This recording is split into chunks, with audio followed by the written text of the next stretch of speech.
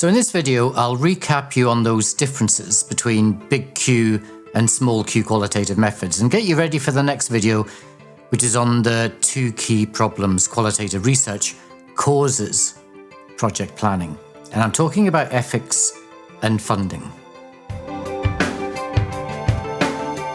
I'm mapping basic topics of conversation. Completely different pictures. So, you might have noticed that we've not had any classes for a while. It was way back in teaching week 2 when we last met, and then you did assessment number 1. So well done for doing that. And by now, week 11, you might be getting a sneaky peek in early, but this video is intended to be delivered in week 11. So by week 11, you might have forgotten about qualitative research. Well, I hope you haven't, because we're back. And we're back thinking about qualitative. But this time we can relax a bit, because I'm not assessing you on the materials that we cover this week or next week. So I'm not assessing you on any of it. So why should we do it? We've been planning it for some time now. Well, because assessment is only one part of the learning experience. And many academics think there's too much focus on assessment because it can get in the way of learning. You know, you only learn what you need for the assessment. And if you do that, learning becomes, by definition, restricted. And that's one reason why many students, forget most of what they're taught when they're at the university. You know, they focus on the assessment, and when the assessment's done, the knowledge is done. Now, the other reason that we have these 2 final weeks on qualitative is because our units are scaffolded. That means this methods unit helps prepare you for the next methods unit, which is methods 3, which is at level 3. But we also want to give you some preparation beyond that. And beyond level 3 might be either promotion in your existing job or a new job or further study, maybe an honours degree. So we want to start preparing you for those things as well, because you'll be graduating before you know it. And in that new job or with your further studies, you might well be asked to do some research into something or other. And this is where you might need to know how to plan a research project. And that's what we're covering in this week, how to plan a qualitative research project, and next week, actually. Now, our prescribed text gives you lots of lovely detail on this in chapter 3. And I'm not going to summarize that chapter, because if I just cover the content of the book, you've wasted your time reading the book, and you've wasted your money if you bought the book. What I want to do is pick out some of the key points that I think are important for you to know. And the points I'm going to pick up on are ones based on my own experience of planning and conducting qualitative research projects over the last 30 years. But I'm also going to point out things that are going to help you consolidate and expand your understanding of qualitative methods, because it'll flesh out the key differences between qualitative and quantitative methodologies. And that's because you'll see how planning a qualitative project can be quite a bit different to planning a quantitative project.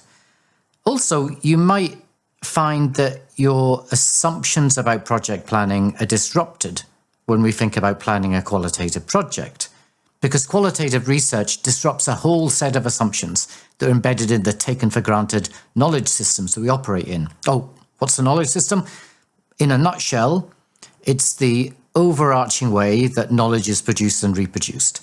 And the knowledge systems we operate under in the industrialized West are often ones that are built upon a whole set of beliefs that are seated in a quantitative way of working, such as there's a singular truth that's out there that's stable, predictable, and is best observed objectively. And that causes us problems when we want to plan a qualitative project, if project planning is based on that knowledge system that interferes with our way of working. Now, I'll explain all of this in the next video.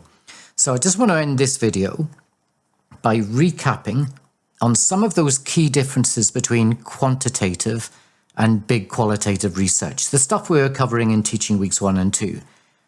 And you just heard me say big Q qualitative research.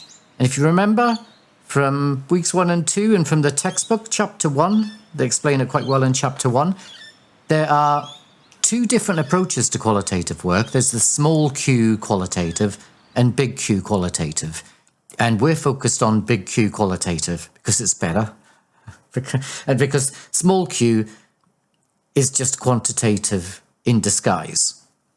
That's what I think. And a number of us think that. So we're going to focus on big Q because that's real qualitative. Completely different pictures. Now, here are what I think are the key differences between quantitative and big Q qualitative methodologies. I'll just run through them. It's a long list, but it's not a complete list. You could add to this list.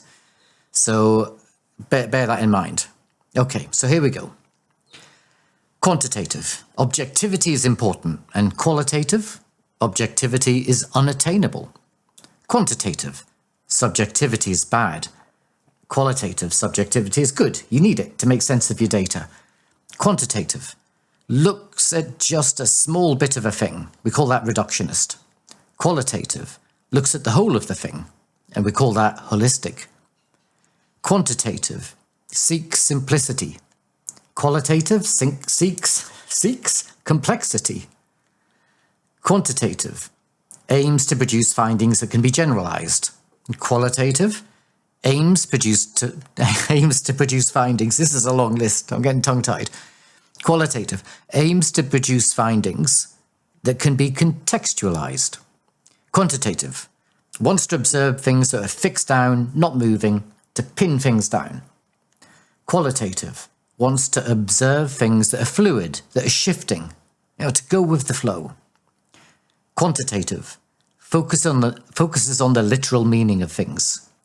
Qualitative focuses on the metaphorical meaning of things. Quantitative asks closed questions. Qualitative asks open questions. Quantitative wants to produce greater certainty of knowledge and achieve consistency. And qualitative wants to produce greater uncertainty of knowledge and achieve disruption.